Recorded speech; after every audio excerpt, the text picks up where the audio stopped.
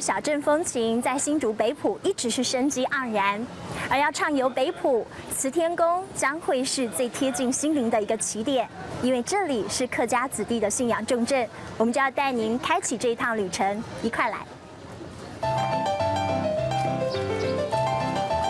进入了慈天宫，这里香烟袅袅，立刻可以让你感受到一阵心灵的平静。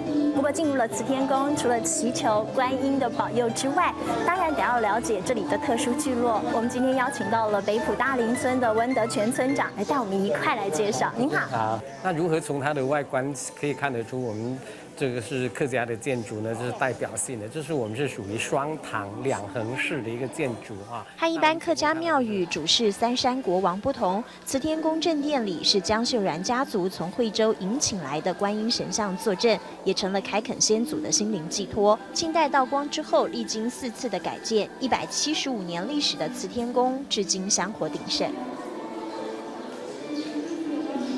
只是以慈天宫为中心，向外辐射100公尺，这才发现仿佛置身历史洪流，因为这1级到3级的古迹群就在您身边展开。福至心灵人清爽，脚步也更加的轻盈，避开人潮，蜿蜒小径，竟然是另一种风情。你要发掘北埔的美，就是应该走在这个老聚落里面呐，哈，巷道里面，你慢慢的去放慢脚步去体验。哇，这是古井哎！对，古井。所以从以前到现在，它都还可以使用吗？对啊，都还可以使用，所以里面的水还是很清澈。哇，好沁心凉。南哥，你安度好要走差呀？哎呀，要走蓬蓬茶。打声招呼，这才想起北埔好水可得要配上好茶，而且还是赢得英国女王青睐的东方美人茶，也就是碰风茶。那个泡的时候哈，你如果温度高的话，就很快出来。如果你想喝那个它那有那个甜味比较多的话，还是温度稍微低一点。悠闲半日，却让高温晒得有些焦躁，要消暑就在不远处。